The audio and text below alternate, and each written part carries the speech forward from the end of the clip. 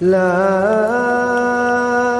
أقسم بيوم القيامة ولا أقسم بالنفس اللوامة أيحسب الإنسان أن لن نجمع عظامه بلى قادرين على أن نسوي بنانه.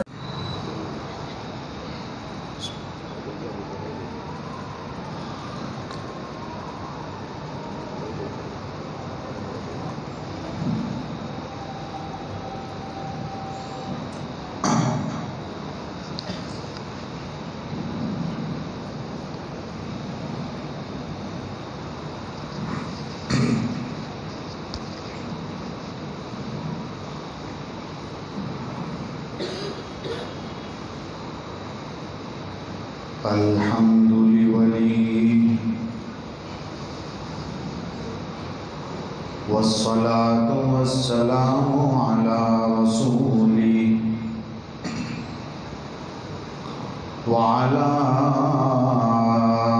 آله وصحبه وبارك وسلم تسليما كثيرا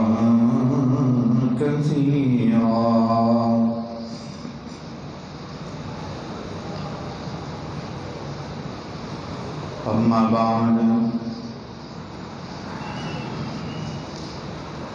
أعوذ بالله من الشيطان الرجيم بسم الله الرحمن الرحيم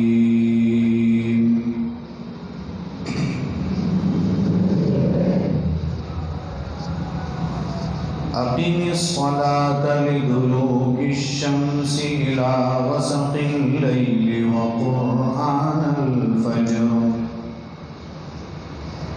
إن قرآن الفجر كان مشهودا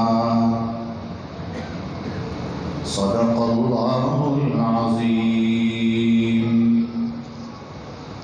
وقال النبي صلى الله عليه وسلم اتق المحارم تكن أعبد الناس صدق رسوله النبي الأمي الكريم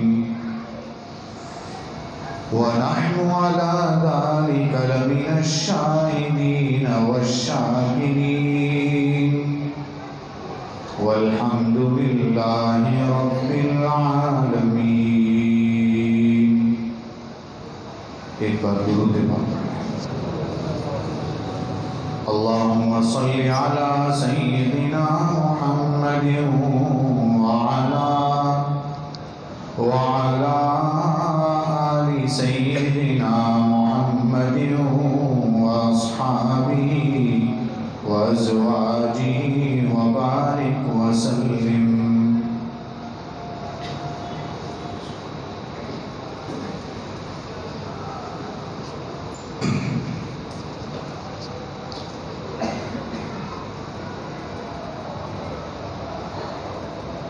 بزرگوں اور بھائیوں،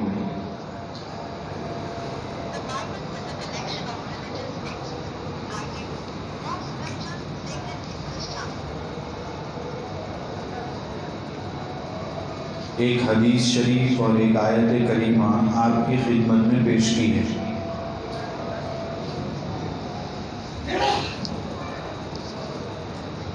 حدیث شریف طویل ہے اور اس کا ایک ٹکڑا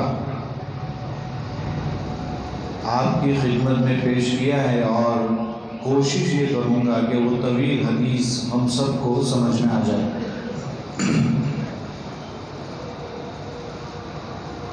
اس حدیث کو نقل کرنے والے حضرت ابو ہریرہ رضی اللہ تعالی عنہ ہے. حضرت ابو ہریرہ رضی اللہ عنہ کا نام عبد الرحمن ابن صخر ہے.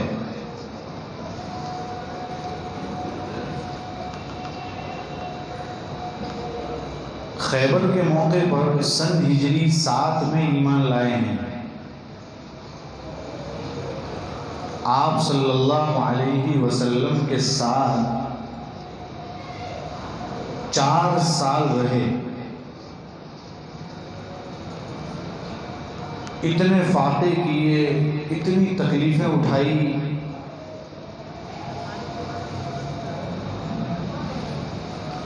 مسجد نبوی کے دروازے پر کبھی گشی کھا کر گر جاتے تھے، لوگ ان کے سروں پر سے چلے جاتے تھے۔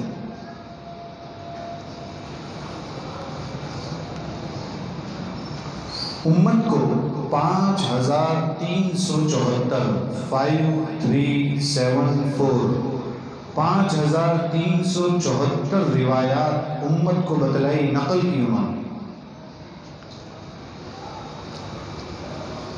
حدیث شریف میں ہائیسٹ، سب سے پہلے نمبر پر جو صحابی حدیث نقل کرنے والے ہیں وہ یہی ہیں۔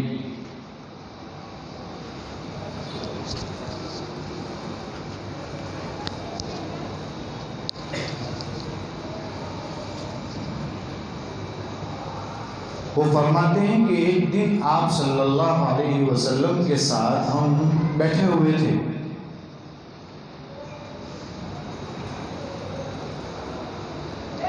آپ صلی اللہ علیہ وسلم نے فرمایا من یأخذ منی ہؤلاء الکلمات،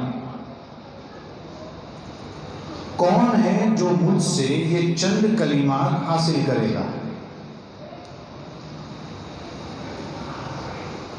اس کو ایسا ہی سمجھ سکتے ہیں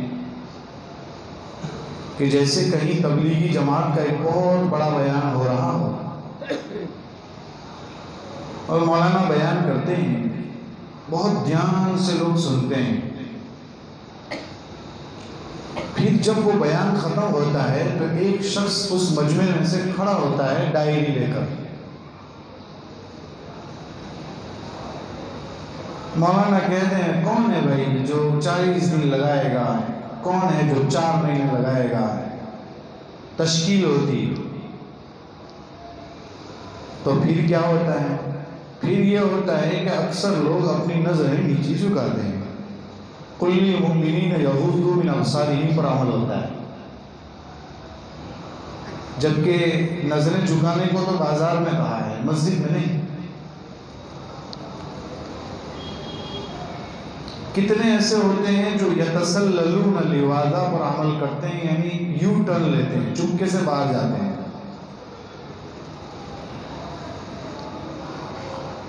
کتنوں کو اسی وقت بیت الخلاء کا تقاضا ہوتا ہے، ٹوائلٹ جانے کا ارادہ ہوتا ہے،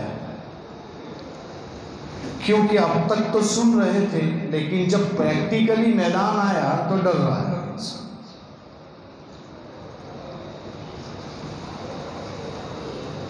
اور اصل تو عمل ہے۔ آپ نے مجھ سے بار بار سنا ہوگا کہ ہمارے کان جو ہے بیان سن سن کے سنی ہو گئے، لیکن عمل کے نام پر ہم زیرو ہے۔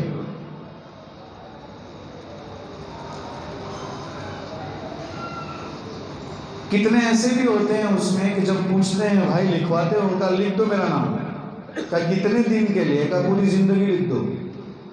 ایسے بھی ہوتے ہیں۔ پھر کیا ہوتا ہے وہ بتاتا ہوں بعد میں۔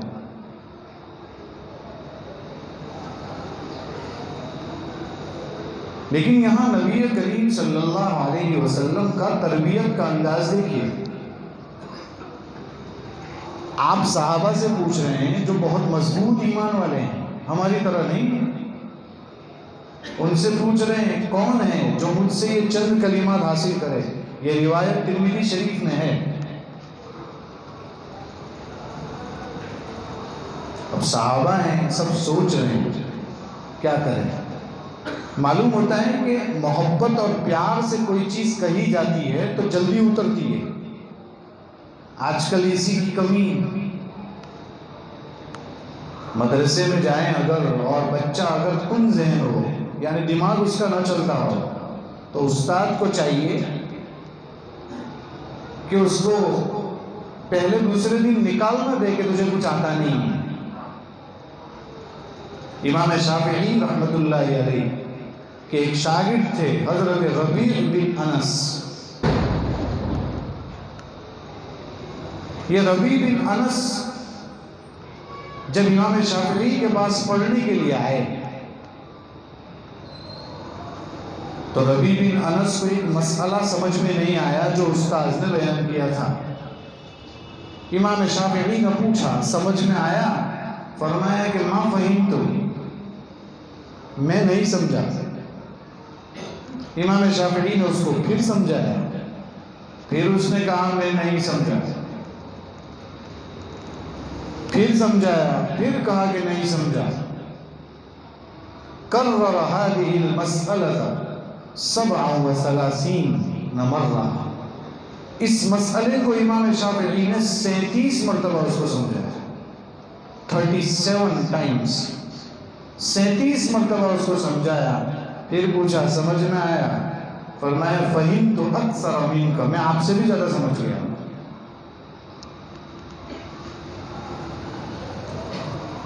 پھر کیا ہوا؟ کہ یہی ربیع بن انس اپنے زمانے کے بہت بڑے امام بنے. سمجھنے کی بات یہ ہے کہ اگر امام شافعی نے اس کو نکال دیا ہوتا تو امام بنتے نہ بنتے. ان کو اتنی بار سمجھانے کے بعد ان کے دماغ میں گھس گیا، داخل ہو گیا وہ مسئلہ، اور پھر محنت سے پڑھے تو اللہ تعالیٰ نے ان کو وقت کا امام بنایا. معلوم ہوتا ہے طالب علم کتنا ہی غبی ہو لیکن اگر اس سے پیار محبت سے کام لے کسی وقت کچھ کام کر جائے گا. تو فرمایا کون ہے جو مجھ سے یہ چند کلمات لے؟ حضرت ابو ہریرہ رضی اللہ تعالیٰ عنہ فرماتے ہیں اس مجلس میں بیٹھا تھا، دل میں سوچ رہا تھا کہ لینا ہے، لیکن آپ صلی اللہ علیہ وسلم نے یہ فرمایا ہے کون ہے جو لے گا، لیکن ساتھ میں 2 شرطیں لگائی گئی. کون ہے جو مجھ سے یہ چند کلمات لے فَيَعْمَلَ بِهِمْ، جو لینے کے ساتھ ساتھ اس پر عمل کرے، اور اس کے بعد تیسری بات عمل کرنے کے ساتھ ساتھ دوسرے لوگوں کو بتائیں اور ان لوگوں کو بتائیں جو عمل کریں. اتنی سب شرطیں لگا دی اللہ کے رسول صلی اللہ علیہ وسلم نے. کہا کیا کریں گے، کیسے کریں گے؟ ایک تو یہ کہ میرا خود کا عمل سیکھنا ہوتا تو سمجھ میں آ رہا ہے، لیکن یہ تو خود بھی لینا ہے، عمل بھی کرنا ہے، دوسروں کو بھی بتانا ہے اور دوسرے بھی عمل کرنے چاہیے.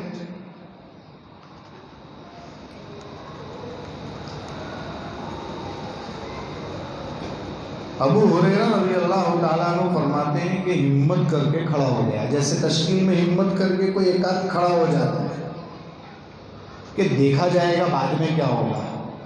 کھڑا ہو گیا میں اللہ کے رسول فقلت انا یا رسول اللہ، میں نے کہا میں اللہ کے رسول تیار ہوں اس کے لیے. تو نبی کریم صلی اللہ علیہ وسلم نے انہیں قریب بلایا اور قریب بلانے کے بعد ایک ہاتھ پر اپنا ہاتھ رکھا. آپ کا ایک طریقہ تھا کوئی چیز سمجھانے کے لیے اس طریقے سے مضبوطی کے ساتھ کہی جاتی ہے کوئی بات، تو ہاتھ پر ہاتھ رکھا. رسول اللہ صلی اللہ علیہ وسلم نے میرا ہاتھ پکڑا فأخذ بیدی، اور پھر آپ نے 5 چیزیں گنوائی. میں انہی 5 چیزوں کو بس چند منٹ میں بیان کروں گا، کون کون عمل کرے گا اس میں. 5 چیزیں ہیں اور وہ 5 چیزیں بہت اہم ہیں. ڈیٹیل میں جاؤں گا تو 3 گھنٹے چلے جائیں گے، لیکن ڈیٹیل میں نہیں جائیں گے. مشکل سے 5 چیزیں پیش کر پاؤں گا اور وہ بھی مجھے خطرہ ہے کہ شاید نہ پیش کر پاؤں. نصیحت بڑی زبردست ہے. 5 چیزیں گنوائی. ابھی میں کہہ رہا تھا کہ ابو ہریرہ کھڑے ہو گئے، تو میں کہہ رہا تھا اس سے پہلے کہ ایک شخص جب تشکیل کرتے ہیں تو کھڑا ہو کے کہتا ہے زندگی لکھواتا ہوں، اور دوسرے دن صبح میں جب اس کے پاس وصول کے لیے جاتے ہیں تو یہ ذرا مشورہ باقی ہے مولانا، تھوڑا سا بعد میں بات کریں گے آپ سے. یہ ہمارا اصل میں وعدے کے کچے ہو گئے. اور وہ کیسے تھے؟ کہہ دیا تو جان لگا دی، سب کچھ لگا دیا، کچھ بھی ہو جائے. فرماتے ہیں کہ آپ صلی اللہ علیہ وسلم نے ایک ایک کر کے 5 چیزیں گنوائی. نمبر 1، اتق المحارم تکن اعبد الناس۔ ابو ہریرہ ولی بننا چاہتے ہو، اللہ کے قریب ہونا چاہتے ہو، فرمایا کچھ مت کرو، بڑے بڑے گناہوں سے بچ جاؤ، دنیا میں سب سے بڑے عبادت گزار بن جاؤ گے۔ سوال ہوتا ہے کیا کہنے کو کہا ہے؟ بڑے بڑے گناہوں سے بچ جاؤ۔ گناہوں سے کیا ہوتا ہے؟ حضرت علی کی طرف ایک قول کی نسبت کی جاتی ہے۔ حضرت علی رضی اللہ تعالیٰ عنہ کی طرف ایک قول منسوب ہے، وہ یہ فرماتے ہیں، اور اس کو غالباً الدر المنصور میں علامہ سیوطی نے یا تاریخ الخلفاء میں لکھا ہے، کہتے ہیں گناہ سے 3 نقصانات ہوتے ہیں۔ نمبر 1، الوہن فی العبادہ، عبادت میں سستی آنے لگتی ہے جب گناہ انسان کرتا ہے۔ تو کیسا سستی پتہ ہے آپ کو؟ کرکٹ 3 گھنٹے کھیلنا ہو تو کوئی تکلیف نہیں ہوگی، لیکن 10 منٹ فجر پڑھنی ہو تو امام صاحب کی ٹانگ کھینچیں گے۔ کیا آپ نے 10 منٹ فجر پڑھا؟ 3 گھنٹے فٹ بال کھیلنا ہو تو کوئی تکلیف نہیں ہوگی، 2 گھنٹے والی بال کھیلنا ہو تو کوئی تکلیف نہیں ہوگی، لیکن بس مسجد میں 15 منٹ ہو گئی زیادہ تو ان کو تکلیف ہونے لگتی ہے۔ یہ ہے عبادت میں کوتاہی، سستی، غفلت، یہ آنے لگتی ہے، گناہ کی وجہ سے ہوتا ہے، دل نہیں لگتا۔ نمبر 2، الضیق فی المعیشہ، گناہ سے دوسرا نقصان، کاروبار میں برکت ختم ہو جاتی ہے۔ حضرت مفتی تقی عثمانی صاحب دامت برکاتہم نے لکھا ہے کہ لفظ برکت صرف مسلمانوں میں ہے، دنیا میں کہیں نہیں ہے۔ کسی قوم کو اللہ نے برکت کا لفظ ہی نہیں دیا ہے، یہ صرف اسلام میں ہے۔ کیسی برکت؟ حضرت ابو ہریرہ رضی اللہ تعالیٰ عنہ فرماتے ہیں 10 کھجوریں لے کر گیا تھا اللہ کے رسول کے پاس۔ کتنی کھجوریں؟ 10۔ آپ صلی اللہ علیہ وسلم سے جا کر کہا کہ اللہ کے رسول ان کھجوروں پر دم کر دیجئے، پھونک مار دیجئے۔ آپ نے دم کیا، فرمایا آپ صلی اللہ علیہ وسلم نے کہ یہ جو رسی لٹکی ہوئی ہے وہاں لٹکا دو کھجوروں کو، اور گننا مت اور دیکھنا بھی مت، اور اس میں ہاتھ ڈال ڈال کر کھاتے رہنا۔ ابو ہریرہ رضی اللہ تعالیٰ عنہ فرماتے میں نے گنا بھی نہیں، میں نے دیکھا بھی نہیں، اور وہ تھیلی لٹکا دی، چونکہ ابو ہریرہ تو صفہ کے چبوترے پر پڑھتے تھے، کہ میں نے وہ لٹکا دی۔ آپ نے 10 کھجوروں پر دم کیا تھا، اس میں ہاتھ ڈال ڈال کے کھاتا تھا، 28 سال تک اس تھیلی میں سے کھایا۔ کتنے سال تک کھایا؟ 28 سال تک صرف اس 10 کھجوروں پر آپ نے دم کیا تھا، ہاتھ ڈالتے رہے اور کھاتے رہے ہو۔ یہ ہے برکت۔ حضرت عثمان غنی رضی اللہ تعالیٰ عنہ جب شہید ہوئے تو شہید ہونے کے بعد جب ان کو قبرستان لے جایا جا رہا تھا تو کندھا دینے کے لیے جب میں آگے بڑھا، ابو ہریرہ فرماتے ہیں تو وہ تھیلی میں نے اوپر جیب میں رکھی تھی، کوئی لے کے بھگ گیا اس کندھے کے دیتے وقت، کہ تب گم ہو گئی۔ فرماتے ہیں کہ اس وقت لوگوں کو ایک غم تھا، ابو ہریرہ کو 2 غم تھے، ایک غم عثمان کے جانے کا اور ایک غم سرکار کی تھیلی کے گم ہو جانے کا۔ یہ ہے برکت۔ آج کل برکتیں ختم ہو گئی، وجہ ہوئی یہ گناہ بڑھ رہے ہیں تو برکت ختم۔ پیسے آتے ہیں، کہاں جاتے ہیں مولانا دیکھو نہیں، آتے ہیں اور میرا پیسہ دکھتا ہی نہیں ہے، تو کہاں سے دکھے گا؟ برکت ہی ختم ہو گئی، گناہ بہت ہو گئے۔ اور لوگ کہتے ہیں کہ مولانا بہت سارے لوگ گناہ کرتے ہیں تو پھر اس کے پاس تو اتنے سب پیسے آتے ہیں۔ شیخ عبد القادر جیلانی رحمۃ اللہ علیہ فرماتے ہیں کہ پیسہ کتنا بھی ہو، جاتا کہاں ہے وہ دیکھو، اگر صحیح جگہ جا رہا ہے تو پھر برکت ہے، گندی جگہ پر جا رہا ہے تب بھی برکت نہیں ہے، یہ بھی دیکھنا پڑے گا صحیح ہے کہ نہیں ہے۔ بہرحال گناہ کرنے کا دوسرا نقصان، روزی میں برکت ختم ہو جاتی ہے، کاروبار تنگ پڑ جاتا ہے، روزی روزگار میں تنگی آنے لگتی ہے، اور تیسری چیز حلال چیزوں میں بھی لذت نصیب نہیں ہوتی۔ گناہ کا نقصان، بریانی کھا رہا ہے لیکن کھاتے کھاتے یہ کہہ رہا ہے کہ کاش کے کڑی کھچڑی کھاتا، چونکہ بریانی کی لذت بھی اس کو نصیب نہیں ہو رہی. اچھی چیز کھا رہا ہے لیکن وہ لذت اس کو نصیب نہیں ہو رہی ہے. وجہ گناہوں کا کثرت سے کرنا. بہرحال بہت بات طویل ہو جائے گی. اتقی محارم، بڑے بڑے گناہوں سے بچ جاؤ تو کیا ہوگا؟ تم دنیا میں سب سے بڑے ولی بن جاؤ گے. تو بڑے بڑے گناہ کتنے ہیں؟ امام غزالی رحمۃ اللہ علیہ نے بڑے بڑے گناہ گنوائے ہیں 17. کتنے گناہ گنوائے ہیں؟ 17. امید ہے کہ سب یاد کر لیں گے. 3 گناہ کا تعلق دل سے ہے، 3 گناہ کا تعلق پیٹ سے ہے، 4 گناہ کا تعلق زبان سے ہے، 2 گناہ کا تعلق ہاتھ سے ہے، 2 گناہ کا تعلق پیر سے ہے، 2 گناہ کا تعلق شرمگاہ سے ہے، اور 1 گناہ کا تعلق پورے بدن سے. یہ ہے 17 گناہ. ذرا صرف لسٹ گنواتا ہوں، اس کی ڈیٹیل میں نہیں جاؤں گا ورنہ وقت ختم ہو جائے گا. لسٹ گنواتے ہیں. 3 گناہ کا تعلق دل سے ہے. نمبر 1 شرک کرنا، اللہ کے ساتھ کسی کو شریک کرنا. نمبر 2 اللہ سے نا امید ہو جانا. مطلب کورونا کی تیسری وے آئے گی، پھر کیا ہوگا، پھر ہمارا کاروبار بند ہو جائے گا، پھر یہ ہوگا، پھر وہ ہوگا. یہ ہے اللہ سے نا امیدی. نا امیدی کفر ہے، اس لیے فرمائے بڑا گناہ ہے. تیسری چیز اللہ کا خوف دل سے نکل جائے. یہ دل سے تعلق رکھنے والے 3 گناہ ہوئے: شرک، نا امیدی، اور تیسرا اللہ کا خوف دل سے نکال دینا. آج کل اللہ کا خوف دل سے نکل چکا ہے. آپ کو معلوم ہونا چاہیے، بخاری شریف کی ایک روایت ہے، حضرت ابو ہریرہ رضی اللہ تعالیٰ عنہ اس کے راوی ہیں تقریباً غالباً. اس میں روایت میں ہے کہ ایک شخص کا انتقال ہونے والا تھا. اس نے بہت گناہ کر رکھے تھے پوری زندگی میں. تو اس نے اپنے گھر والوں سے یہ کہا کہ جب میں مر جاؤں تو میرے مر جانے کے بعد میری باڈی کو جلا دینا، اور پورا جلا دینے کے بعد پھر باڈی کو اوپر سے مار مار کے چورے کر دینا اسے، اور چورے کرنے کے بعد اس کے ذرے کو ہوا میں پھینک دینا تاکہ میرا کچھ رہے ہی نہ. اور اگر اللہ تعالیٰ قادر ہوگا تو میرے سب ذروں کو جمع کرے گا اور پھر عذاب دے گا. یہ وہ کہہ رہا ہے.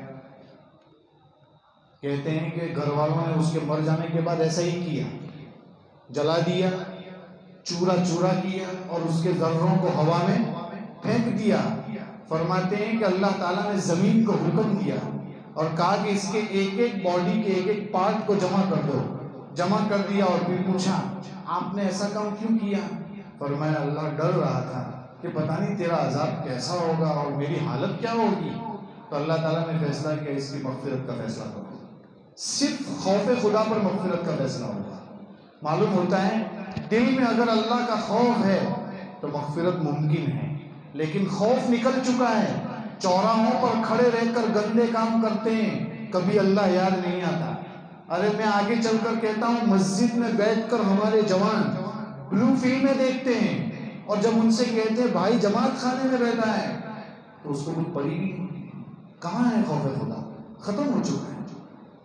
آج یہ چیز بہت ہو رہی ہے میرے بھائیوں. بہرحال 3 گناہ کا تعلق دل سے ہے، 3 گناہ کا تعلق پیٹ سے ہے. پہلا یتیم کا مال کھانا. یتیم کا مال کھانے کا مطلب سمجھتے ہیں؟ لوگ ڈونیٹ کرتے ہیں یتیم کے لیے اور وہ اپنے جیب میں ڈال رہا ہے. قرآن کہتا ہے جو یتیم کا مال کھاتا ہے وہ اپنے پیٹ میں ڈالر نہیں ڈال رہا ہے، وہ اپنے پیٹ میں پاؤنڈ نہیں ڈال رہا ہے، وہ اپنے پیٹ میں روپیے نہیں ڈال رہا ہے، بلکہ وہ اپنے پیٹ میں آگ، جہنم کی آگ ڈال رہا ہے. قرآن کہتا ہے ان الذین یأکلون اموال الیتامی ظلما انما یأکلون فی بطونہم نارا. قرآن کہتا ہے. دوسرا پیٹ سے تعلق رکھنے والا انٹرسٹ، سود کا مال کھانا، بیاج کھانا. پیاز نہیں، کتنے لوگ پیاز سمجھتے ہیں اس کو. کسی جگہ ہم نے ایسا سنا تھا کہ ایک مولانا نے کہا کہ بیاج کھانا جائز نہیں ہے، تو اس نے گھر جا کر پیاز کھانا ہی بند کر دیا. کہا مولانا نے بیان میں کہا تھا کہ بیاج کھانا حرام ہے. ارے بیاج یعنی سود، انٹرسٹ ہے، پیاز نہیں کہہ رہے ہیں، پیاز الگ چیز ہے. تیسری چیز شراب کا پینا، پیٹ سے تعلق رکھنے والا گناہ۔ کتنے گناہ ہو گئے؟ 6 ہوئے، ٹوٹل 6۔ 3 گناہ کا تعلق دل سے اور 3 گناہ کا تعلق پیٹ سے، 4 گناہ کا تعلق زبان سے۔ نمبر 1 جھوٹ بولنا۔ آپ صلی اللہ علیہ وسلم نے فرمایا مومن چوری کر سکتا ہے، مومن زنا کر سکتا ہے، لیکن مومن کبھی جھوٹ نہیں بول سکتا۔ ہماری پوری منڈی، پورا کاروبار، پورا بزنس، پوری تجارت جھوٹ سے بھری پڑی ہے۔ 5 روپے کی چیز کو 50 میں بیچا جا رہا ہے، اور کیا کہ میں 45 روپے میں تو میں لایا ہوں 45 روپے۔ یہ ہے جھوٹ۔ کمانے کی بھی حد ہوتی ہے انسان کی۔ پورا کاروبار پیسوں پر چل رہا ہے، جھوٹ پر چل رہا ہے۔ تو پہلا زبان کا گناہ کیا ہے؟ جھوٹ بولنا۔ نمبر 2 جھوٹی قسم کھانا۔ نمبر 3 جھوٹی گواہی دینا۔ جھوٹی گواہی میں کیا کیا آ سکتا ہے پتہ ہے؟ جھوٹی گواہی میں غلط سرٹیفکیٹ بنانا بھی آ سکتا ہے، جھوٹی گواہی میں غلط پاسپورٹ بنانا بھی آ سکتا ہے، بہت کچھ آ سکتا ہے۔ نمبر 4 چوتھا گناہ جھوٹی تہمت لگانا۔ وہ مولانا 4 وہیل چلا رہے ہیں تو ایسا لگ رہا ہے کہ انہوں نے کہیں سے کچھ کیا ہے، وہ آدمی ایسا کر رہا ہے، لگ رہا ہے کہ اس نے کچھ ہڑپ کیا ہے۔ یہ جو ہماری زبان پہ جملے ہوتے ہیں نا، یہ تہمت ہے۔ آپ کو پتا ہے اس کا تعلق ہے آپ سے، آپ نے کبھی اس سے پوچھا ہے؟ غلط تہمت لگائی۔ حضرت عائشہ رضی اللہ عنہا پر غلط تہمت لگی تھی، انجام یہ ہوا 40 دن تک وحی کا سلسلہ بند ہو گیا تھا۔ یہ تہمت کا نقصان ہے۔ ایک بزرگ نے لکھا ہے کسی نے کسی پر غلط تہمت لگائی، 60 سال کی عبادت ضائع ہو جائے گی اس کی، لیکن اس کی کسی کو پڑی نہیں۔ 4 گناہ کا تعلق زبان سے، کتنے ہو گئے؟ 10 ہوئے ٹوٹل۔ چلتے ہیں 2 گناہ کا تعلق ہاتھ سے۔ ہاتھ سے ایک گناہ ہے ناحق کسی کو قتل کرنا، اور دوسرا گناہ ہے ہاتھ سے چوری کرنا۔ اسلامی حکومت میں چوری کرنے والے کا ہاتھ کاٹا جاتا ہے۔ فرمایا کیوں؟ کہ یہ ہاتھ پہلے تو قیمتی تھا، لیکن چوری کرنے کے بعد اب اس کی کوئی حیثیت نہیں، کاٹ دیا جائے گا۔ تو 2 گناہ کا تعلق ہاتھ سے، 2 گناہ کا تعلق پیر سے، پاؤں سے۔ میدان جہاد میں پہنچا ہے جنگ کرنے کے لیے، لیکن وہاں سے سب کو چھوڑ کر بھاگ آیا۔ یہ بہت بڑا گناہ ہے، بہت بڑا گناہ ہے۔ چونکہ ابھی اس کا تو مسئلہ نہیں ہے، اس لیے بہت ٹینشن لینے کی ضرورت نہیں، لیکن یہ اس وقت کی بات ہے۔ لیکن ایک گناہ اور ہے پیر سے تعلق رکھنے والا، وہ کیا؟ مسجد کی اذان سن کر مسجد میں نہ آنا۔ یہ بہت بڑا گناہ ہے۔ اذان سنی جا رہی ہے لیکن مسجد تو نہیں آ رہا ہے، گھر جا رہا ہے کہ اذان ہو گئی اب گھر جاتا ہے۔ یہ 2 گناہ کا تعلق پیر سے ہے۔ ہو گئی بات؟ کتنے ہوئے؟ 14 ہوئے۔ اور 2 گناہ کا تعلق شرمگاہ سے۔ اس میں نمبر 1 مرد کا مرد سے، عورت کا عورت سے غلط تعلق قائم کرنا۔ لفظ آتا ہے عربی میں لواطت کرنا، قوم لوط والا عمل کرنا۔ اس کی ڈیٹیل میں ابھی جانا نہیں چاہتا ہوں۔ اس پر کتنا بڑا عذاب آیا تھا ایک تفصیل ہے، میپس میں ہے ڈیڈ سی، یعنی بحر میت، مردار سمندر۔ گوگل پر میپس میں آپ سرچ کریں گے، وہاں ڈیڈ سی آتا ہے، مردار سمندر کہتے ہیں اس کو، اور وہاں کیا ہے اس کی ڈیٹیل ہے، بہت تفصیل ہے اس میں۔ بہرحال قوم لوط والا عمل کرنا، ہم جنس پرستی کہتے ہیں اس کو، بہت بڑا گناہ ہے۔ اللہ تعالیٰ نے پوری بستی کو آسمان پہ اٹھا کے پھینک دیا تھا، بہت بڑا گناہ ہے۔ اور شرمگاہ سے تعلق رکھنے والا ایک سخت ترین گناہ زنا ہے۔ غیر محرم لڑکی سے غلط تعلقات قائم کرنا، میرے بھائیو اس زمانے میں بہت عام ہے، بہت عام ہے۔ اللہ حفاظت فرمائے، بہت عام ہے۔ وقت نہیں، 16 ہو گئے، 17واں گناہ، 17واں گناہ جو پورے بدن سے تعلق رکھتا ہے، ماں باپ کی نافرمانی کرنا۔ اور آج کل یہ بھی بہت عام ہے، لوگ ماں باپ کو گالیاں دیتے ہیں، پتہ نہیں کیا کیا کرتے ہیں۔ بعض جگہوں پر تو ہم نے سنا ماں باپ کو بچے مارتے ہیں، نکال دیتے ہیں۔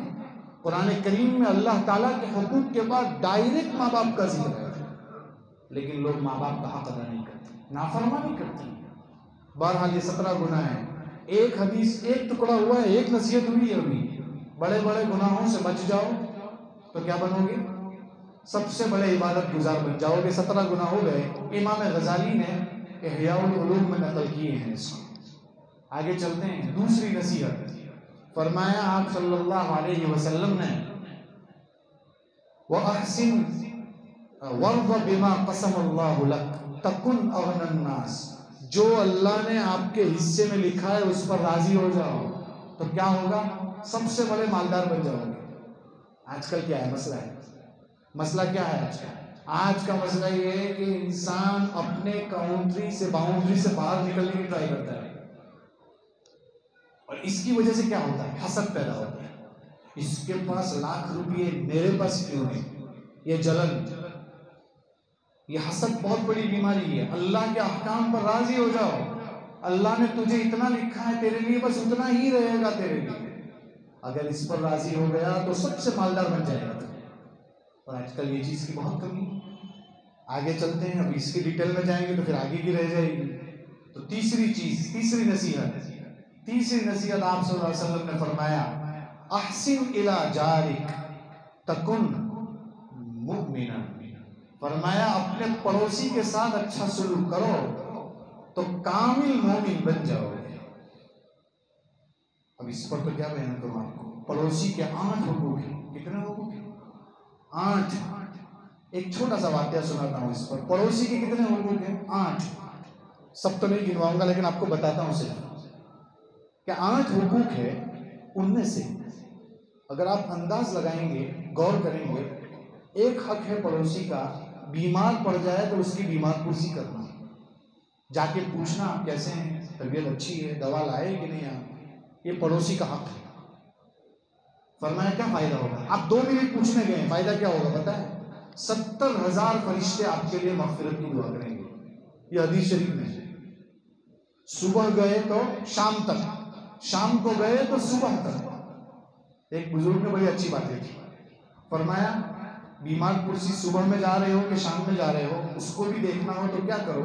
ایسا کرو کہ دیکھو کہ ٹھنڈی کا موسم ہے کہ گرمی کا موسم ہے۔ اگر ٹھنڈی کا موسم ہے تو رات کو جاؤ، مغرب کے بعد، کیونکہ رات لمبی ہے تو فرشتے بہت دیر تک آپ کے لیے مغفرت کی دعا کریں گے۔ اور گرمی کا موسم ہو تو صبح میں جاؤ تاکہ دن لمبا ہے، تو دن لمبا ہوگا تو لمبے دن تک فرشتے آپ کے لیے مغفرت کی دعا کریں گے۔ کتنی بڑی بات ہے۔ لیکن آج کل اس کی بہت کمی ہے، کوئی پوچھنے نہیں جاتا، بلکہ اگر پتہ چلتا ہے نا کہ پڑوسی بیمار ہے تو کیا کرتا؟ اچھا وہ بیمار مر جائے تو بھی اچھا، ایسا بولتے ہیں لوگ۔ حق تو بہت دور رہا، پڑوسیوں کے ساتھ سلوک ختم ہو گیا۔ ہمارے استاد تھے مولانا ذوالفقار صاحب رحمۃ اللہ علیہ، ترکیسر کے شیخ الحدیث تھے۔ وہ فرماتے تھے کہ میں گیا تھا برطانیہ یعنی لندن، جب وہاں پہنچا تو جس گھر میں مجھے صبح میں سحری کرنی تھی، تو سحری جب کرنے کا وقت آیا تو انہوں نے کھانے کا جو برتن تھا جس میں کھانا نکالا جائے گا، پلیٹ، وہ پیپر پلیٹ تھی اور پیپر گلاس تھی۔ میں نے ان سے پوچھا کہ آپ کے یہاں اسٹیل کے برتن بھی نہیں ہیں کیا آپ مجھے پیپر پلیٹ دے رہے ہیں؟ بڑا عجیب جواب دیا۔ فرمایا میرے اس طرف پڑوس میں یہودی رہتا ہے، میرے اس طرف کرسچن رہتا ہے، صبح میں ہم اٹھیں وہ لوگ سو رہے ہیں، کہا ایسا ہوگا کہ برتن نکالیں گے ہم تو برتن کی آواز اس کے کان میں جائے گی تو اس کی نیند میں خلل پڑے گا، اس لیے ہم نے پیپر پلیٹ نکالے ہیں تاکہ پڑوسی کو ذرا بھی تکلیف نہیں ہونی چاہیے۔ یہ ہے یہودی اور کرسچن کے ساتھ سلوک، اور ہمارے مسلمان کے ساتھ ہی اچھا سلوک نہیں کرتے، دوسروں کے ساتھ تو کیا کریں گے میرے بھائی۔ پڑوسی کا ایک واقعہ بیان کر رہا تھا اور وقت مجھے اجازت بھی نہیں دیتا، پورا ہو چکا ہے۔